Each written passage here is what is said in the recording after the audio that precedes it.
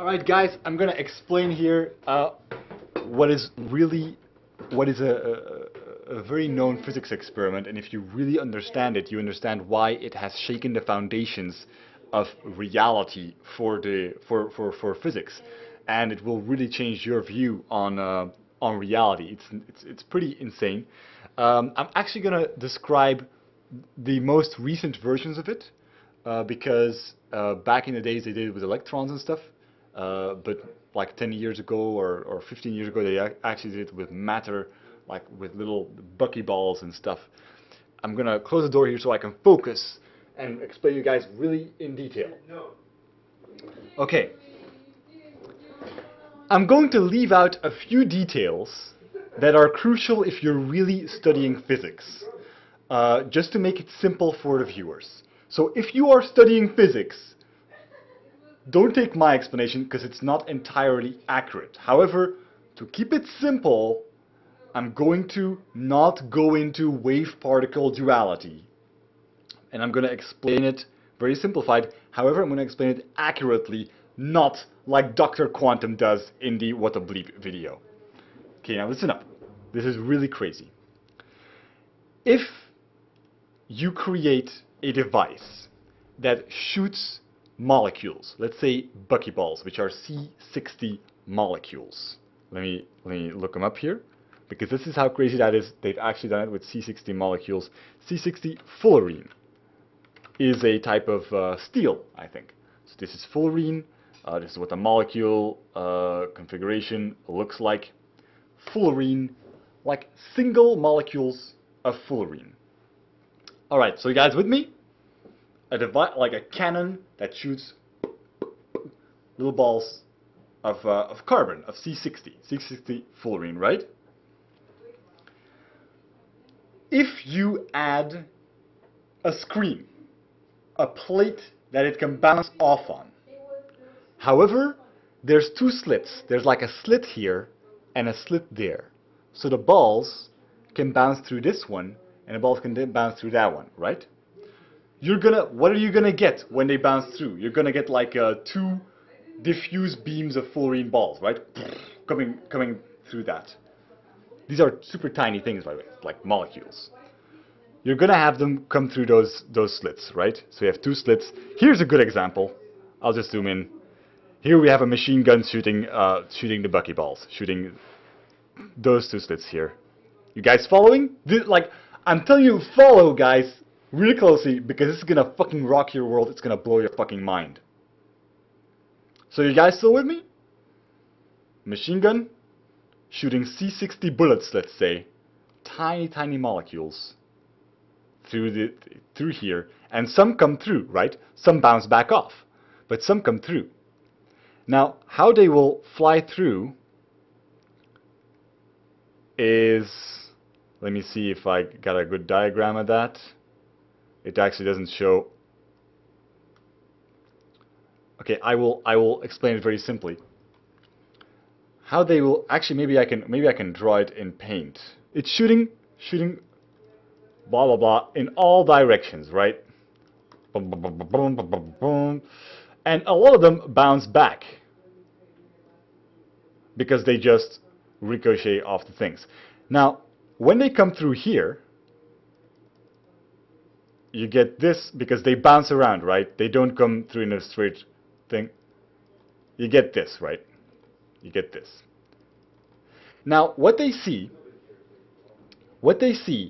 is some of these bullets here, they bounce. Some of these C60 bullets, they bounce against each other. I'm not going to go in depth about how they bounce like waves instead of particles, etc. But just so you know, some of them bounce against each other.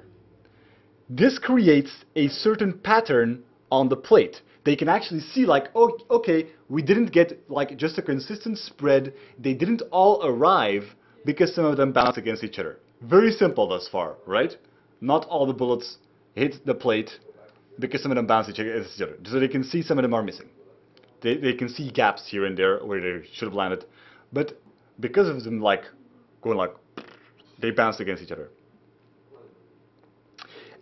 Someone is already having the right angle here. Says, but how can you shoot two at the same time? That's the problem. That's the problem. That's where it starts getting mind-blowing. Because at first they did this with electrons, which are thought to be beams, waves, and it's like, okay, they interfere at the same time, fine. So how can indeed they come at the same time?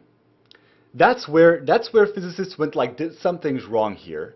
They can't, like, you can't have, we are shooting these C60 molecules, because it's not bullets, we are shooting them one by one. So they cannot bounce against each other, because there's only one going through each split, right?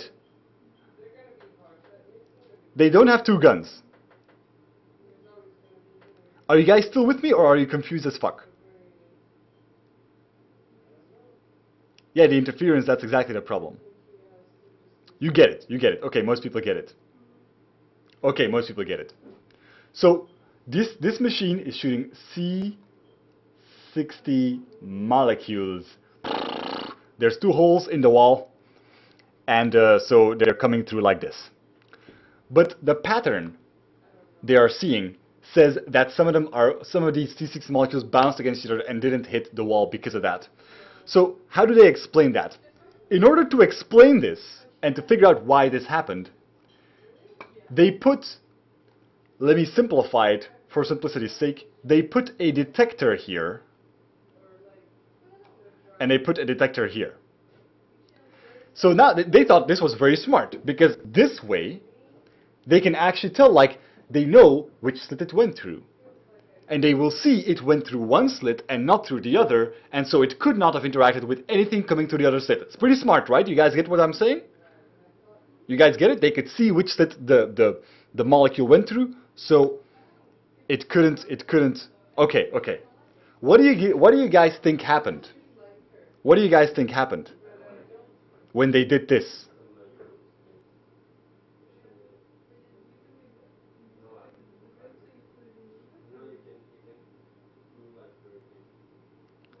When they did this, suddenly everything did arrive on the final wall. And suddenly there was no problem. There were no molecules bouncing on each other. Everything just arrived as it should. It was perfectly normal. And these detectors, by the way, did not influence the experiment. They did not influence the experiment. Wait a second, I'm almost done. People are getting mind blown here. Do you know why this happened? The quantum mystics like to describe it as like, so the molecules know they're being watched and they change behavior when they're being watched. Holy shit. That's not how it is. It's a very fun explanation. Like, oh, the observer, it's that they do call it the observer effect, but it's not because they know they're being watched. It's because reality is inherently probabilities. It's not deterministic. And this means if you set up the experiment in a way that you can know for sure what's going to happen, then you limit the possibilities of what will happen. If you set it up in a way that you cannot know, that it's impossible to know, then both possibilities will happen at the same time. Like, the thing is what you're saying now. How the fuck crazy is that? But that's why everything we're saying here, that sounds crazy. How much of a fucking mindfuck is that shit? They find that a mindfuck. Yeah, man, they're getting mindfucked. So I'll explain it again, like, because most people got it though. Most people got it, which is pretty cool. Okay, so we have our machine gun here, right? It's shooting bullets, C60 molecules, super tiny molecules of C60, a type of carbon. They're bouncing off this middle wall here, but the middle wall has two holes, right? It has two holes, and so it scatters through the two holes. But these bullets, when they go through the two holes, some of them hit each other. To put it really simply, they behave like waves and stuff. I'm not going to go into that. Some of them hit each other, and so they don't arrive here. They don't arrive here when they hit each other, like these ones. And so they see that, they detect that, some don't arrive, so they must be, how does that happen? Because the problem is, just like the machine gun, they're shooting them one by one. So they can't hit any other ones, because they're not, right? So one goes through one slit or to the other, and then it arrives. But, to check it out, like, they were like, there's not anything going through the two slits at the same time, nothing can collide. So let's see what is actually happening. They put a detector, I'm calling it a detector to keep it simple. Put a detector at one slit, and I also put it at the other slit. So they could tell, they could be sure which slit it went through, what the path was. And these are detectors, this is ways of detecting it that does not influence the course of the experiment. It should not influence it at all. It has no effect on it. Proven, no effect on how these particles come through. But when they put the detectors there, everything arrived without bouncing against other things, as if they perfectly went through either one slit or the other, not both, and nothing strange happened. Suddenly there was no bouncing anymore.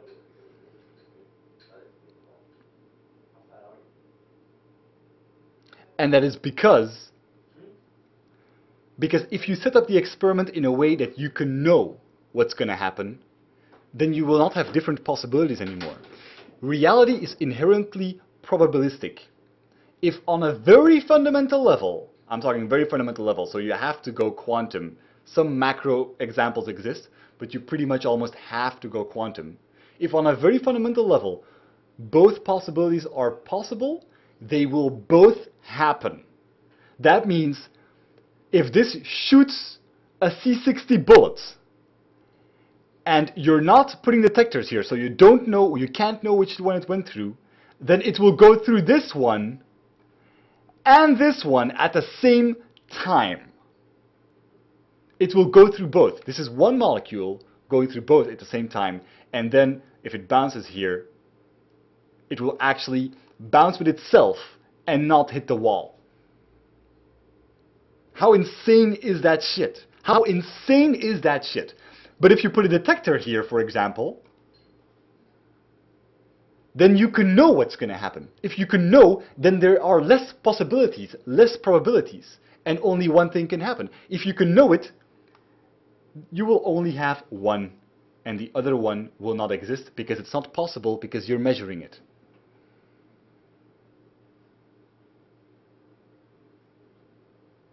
This is insane shit, right, guys? I'm happy to see how many people are just mind blown right now. This is reality, man. That is how screwed up the basis of matter is. The basis of reality is. Some people are going like, dude, is this fucking real? I'm telling you, look it up. It's real. It's absolutely. People are going like, holy shit, shivers down my spine. This is actually how it is. It's pretty crazy, huh? It's a very old experiment. But what's very cool is recent, like every so many years, they are doing it, get this, they are doing it with bigger molecules. They did this experiment way back in the day, early days of quantum mechanics, with electrons. Now electrons, it's less mind-blowing, right? Because you're like, yeah, but electrons, are electrons not, is that not like, are they not strange particles with very strange behavior? I don't grasp electrons. I don't understand electrons. I'm not fully mind blown by this.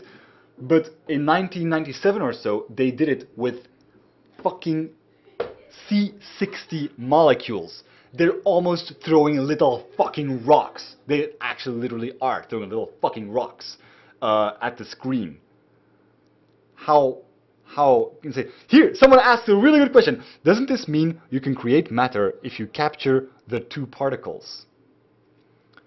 The moment you capture one, you know which slit it went through. Because you can know, because of its position and velocity, where it came from. You're making a measurement. You're destroying other possibilities. And by doing that, the other particle, the duplicate, will no longer exist. You have chosen which universe in the multiverse that you end up in.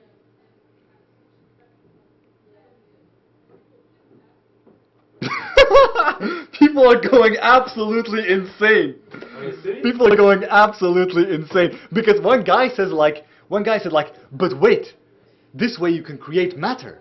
Because what if you can catch the two particles? That because it went through both. It interacted. What if you can catch them? But if you catch one, the other will no longer exist because you made the measurement. The thing is, like, let me say, like, what you're saying, like, what he's saying is actually the case in a certain situation. Because you got virtual particles all the time that creates pop into existence and out of existence. And normally they immediately destroy each other. But at, like that's the Hawkins radiation. He says that, like, at the event horizon of a black hole, when those particles exist, one goes absorbed and the other gets sent out. And that's why in a black hole it actually radiates the like there is a radiation, and even black holes can die out. The thing is, what's very fascinating to think about is that like those double slit experiment, it is like you can go on the internet, you can read upon it, you can check it out, you can just like there's so much information, it's all over the internet, and it's actually one of the most known experiments in quantum mechanics by far. And a lot of what we say about superposition, about different realities and stuff, about time and space, is based on that experiment.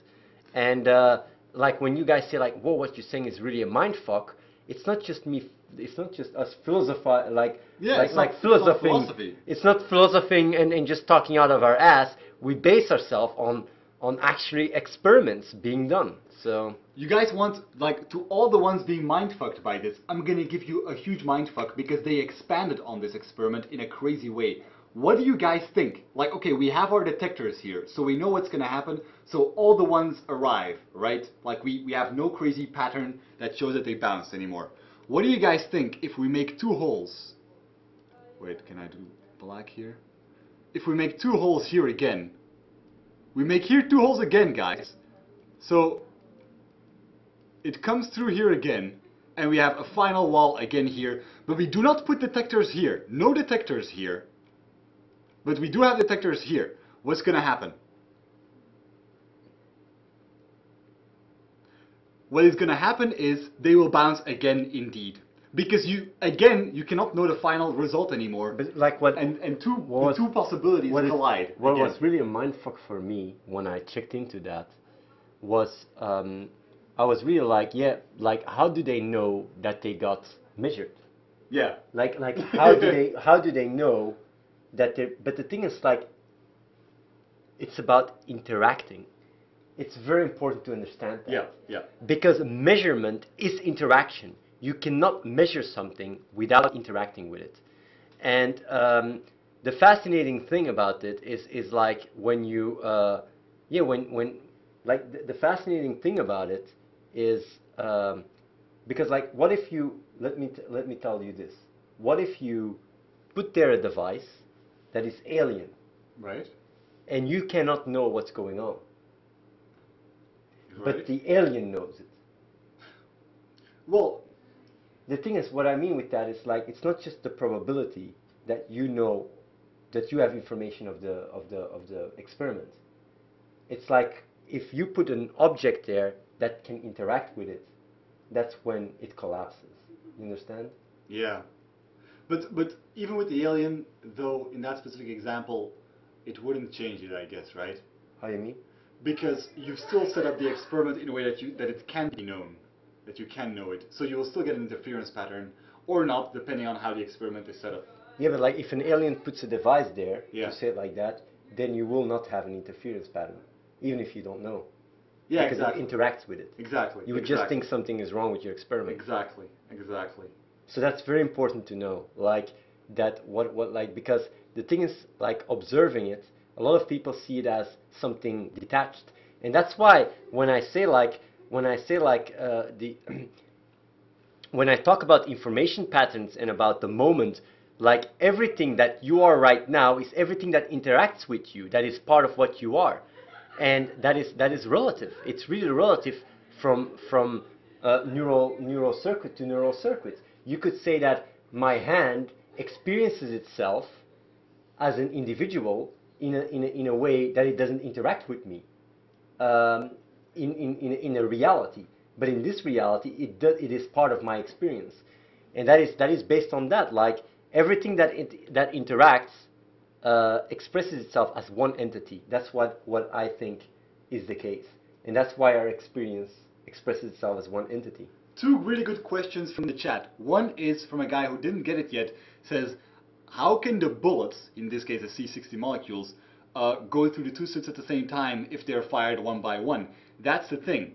If you set up the experiment in a way that you cannot know which one they went through, you will have some of your measurements, if you do it enough, that say that they went through both. That one bullet somehow became two. Like, it doesn't make sense.